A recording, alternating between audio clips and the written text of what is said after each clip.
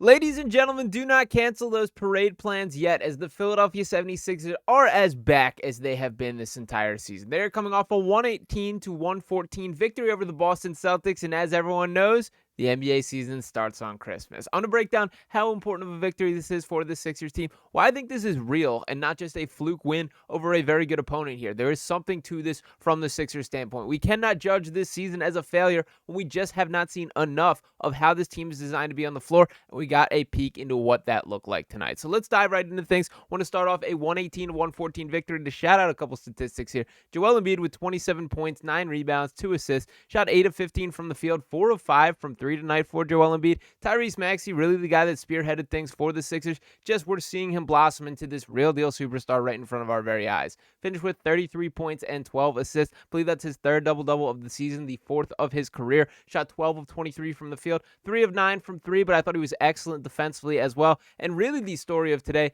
Caleb Martin, man. 23 points in this matchup, shot 7 of 9 on three-point attempts, made 28% of his three-point makes on the entire season in tonight's game. He also added a little bit of impact in the box score with 3 rebounds, 2 assists, had a steal there, and that is why Caleb Martin is on this Sixers team. This dude is a perceived Celtics killer for a reason. He's been doing this in a Miami Heat jersey for years, and I really do wholeheartedly believe that is a large reason why the Sixers brought him in. And I do believe this is real from Caleb Martin. Once again, to acknowledge his stats here, that he finished with 23 points, 15 of those coming in the second, 7 made three-pointers, 73% from the field overall. The Boston Killer is in a Sixers jersey. To speak on him from the season, the numbers have not shined. Just 8.8 points per game, 4.5 rebounds, 2.2 assists, shot just 40.4% from the field and 30.5% from three. He is shooting 52.2% from the corner. And I think the number one thing that has stood out to each of us here is that little hitch that had developed in Caleb Martin's shot. Now, what is kind of a relieving takeaway to me is it's very clear to me this was injury-based, that this was something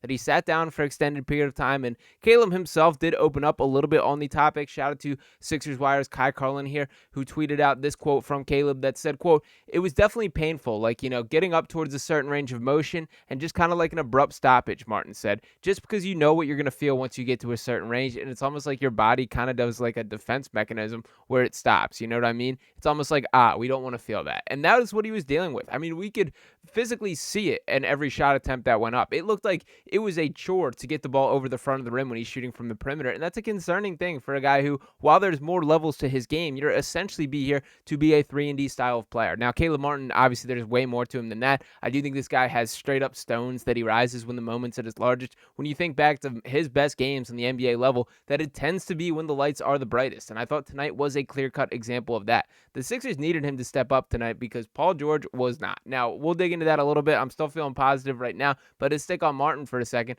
I think this is the version of who he is, that this is a guy who can scale up a little bit in the Sixers offense when they need him to be. Defensively, he's a monster. I still would argue right now he's been their best defensive player from the season-long standpoint here, but this was a really important victory tonight. Now, to touch on a couple other things, let's start with Paul George here. Now, let me start off by pulling up the box score and go back to this. To pull up what he had on the game, just 12 points, was 0 of 7 from 3, 4 of 15 from the field, had 4 assists, did have 3 steals and a block. I still think he was just fine defensively, and what's been a shocking takeaway to me is it's pretty evident that he's made more of an impact on the defensive side of the ball than offensively for the Sixers team. Now, in the flow of things from what we saw today, it's very clear that he's designed to be capable of just keeping this offensive float for stretches in the non-Joel Embiid minutes, and a lot of times in the no Tyrese Maxey minutes, that there is kind of a window of time in the Nick Nurse rotations where you need Paul George to be that guy. That did not prove to be the case today. It really has not throughout the length of the season. That overall, Paul George averaging 16.2 points per game this year,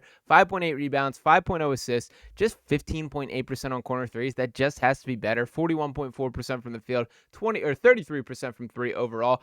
I'm still not out on the Paul George experience. It still makes complete sense to me from just like building a roster and having things assembled, but I can't lie and start to say, I have to admit at this point that I'm feeling a little bit underwhelmed based on what my level of expectations for a $52 million man is. Now, granted, there's still been the flashes, and I still think he's been a net positive to the Sixers team as a whole. It's tough for me to be too hard on him when we have not seen this team fully constructed, and I think today should be a really positive sign as far as what this can look like and what realistic expectations are when this team is fully assembled. So I'm not going to come down too hard on Paul George today, but did want to make mention of if he does have a little bit of a better performance or, shoot 3 for 7 from 3 or 2 for 7 from 3, we're probably not being bailed out by Caleb Martin. But once again, that is why he was here. Now, to talk some Tyrese Maxey, man, look at this dude just blossom into a star right in front of our very eyes. And to speak on his past 70 games, his past 7 games here, just take a look at these statistical outputs. We're talking in today against the Celtics, 33, 4 rebounds, and 12 assists.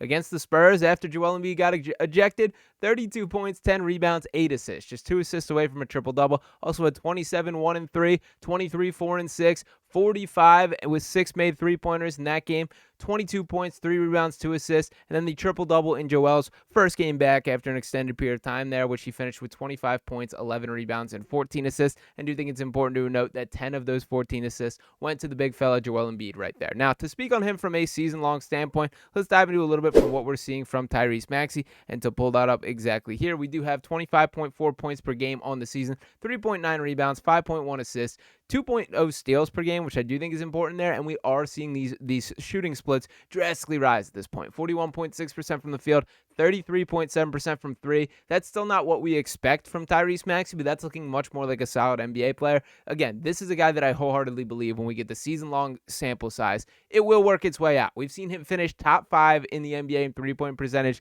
twice already in his career. We know he's a better shooter than the numbers have indicated to this point, and I do think we are finally starting to see that grow back up there. Now, the other part of this entire equation, and really who this is fully constructed around, is Joel Embiid here. And we almost did not get to see this at all, as in the latest edition of Only in the World of Joel Embiid, we get a nice pregame update from here. And what it says from the guy Jared Weiss right here, shout out to him, says, Joel Embiid fell in the front row taking a turnaround 3 during his pregame warm-up routine and grabbed his ankle in pain. Needing a minute to get up, he finished out his shooting routine before walking back to the locker room. Now, the video did surface of that, and I will say, I'm glad Joel did not get hurt. It did look like there was a real chance that he did, that it's kind of one of those awkward plays. And to kind of set a little bit of the context here, the Joel Embiid pregame routine, he does his warm-ups far closer to tip-off than is the case with your normal NBA player. That there are even nights where Joel will not touch the floor until a half hour before the game is set to start. That he goes through, and I've been front row and center to see some of these warm-ups. It's pretty incredible to watch that he has these spots on the floor. He has this whole shooting routine where he goes around, and I've literally seen him go through where he does not miss a single shot. He'll shoot 20 shots, go 20 for 20, working his way all the way, three-point arc in between, mid-range, at the block, and then he walks right back and gets ready for the game. But in this specific situation right here, that Joel took a little turnaround 3, took a couple steps back and tripped over a security guard, went down, and when this is set up, as I mentioned, it is very close to tip-off, that they do have security standing on the floor, making sure nobody's getting in the way of players or coming on the floor or anything like that. So Embiid tripped over that security guard there, went down, was holding his ankle. Now, thankfully, this was a crisis avoided, that he was able to play, looked like himself, I thought moved pretty well for the vast majority of this game, but he did come down at the very end of this, holding that ankle again and kind of hobbling a little bit. So we're going to keep, I'm not going to speculate. We're going to make this a celebratory video that they found a way to win and Joel was a part of it, but do want to make note of that overall. Now, to reflect on him on the floor in this game, that he overall finished with 27 points, shot 7 of 7 at the free throw line, 8 of 15 from the field, 4 of 5 from beyond the three-point arc there, did have 9 rebounds and 2 assists. I thought, honestly, he played a little better than the numbers indicate. Thought he hit a little bit of a lull in the second half, but in that first half specifically, he was commanding things on both ends of the floor. I thought he was really good defensively today, and I don't think I've really said that this season, that I've been overall underwhelmed by the version of Joel Embiid we've seen on the defensive end of the floor. I did not think that was the case tonight, that I thought he was a tone setter. He was active as a rim protector and did defer a lot of shots beyond what the box score shows. So that's exactly what they need him to be. So overall, we're going to wrap up with this note here. This is the Sixers team that we have yet to see, and I understand people are ready to be out, ready to join the Cooper flag sweepstakes, all these types of conversation. There is no world in which you can think of a better route to winning a championship than what they have in front of us. Now, has it been perfect? Absolutely not. Have there been a lot of bumps in the road? For sure. But you should not be out on this Sixers team until we get a concrete sample size of what they're designed to look like, and tonight was a perfect example of that. The Boston Celtics are the defending champions in the NBA. They're the title favorites for this season, and the Sixers pretty much controlled that game from start to finish. Yes, it got a little hairy. Yes, there was a period of time in which the Celtics fought back and made it a battle. There's no doubt about that. but that's kind of good for this Sixers team, is there is a scrappiness to them. They did compete till that final whistle. They did find a way to win, and this team needs to build up kind of those bruises and track record and learning how to fight with each other and get in these battles, and that's exactly what went down today. So I know the phrase that the NBA does not start till Christmas gets tossed out there way too often, but that is how we should feel about this Sixers team. They're 1-0 on the season by my books here, 11-17 overall, and still quite a hole to dig out of, but these are the type of wins that you should get up for, you should be fired up for, and that's how I feel about this Sixers team right now. So let me know if you guys are with me in the comments. By far the best one in the season. I don't think it's particularly close in my brain, but would love to hear any other thoughts if you do have them. Make sure you're smashing that subscribe button if you have not already. Drop a like on this video, and it is time to turn this season around. Talk to you next time right here on Sixers Digest. Peace.